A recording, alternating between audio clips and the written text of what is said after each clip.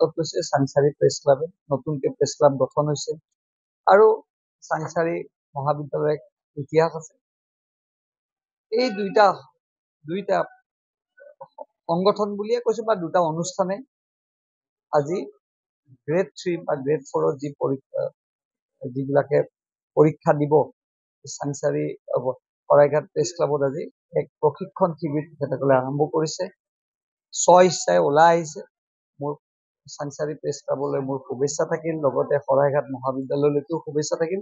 আৰু যিসকলে এইটোত ইণ্ডিপেণ্ডেণ্টলি সহযোগ কৰিছে, শিক্ষক হওক বা কোনোবা উইলিংলি NGO, তেখেতসকললৈকেও শুভেচ্ছা থাকিল।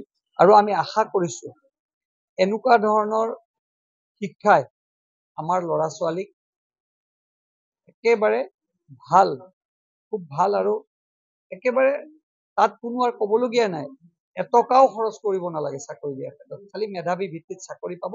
ভালকে পঢ়ি পৰীক্ষাটো দিলে নিশ্চয় ভাল ফলাফল পাব বুলি আশা কৰিছো।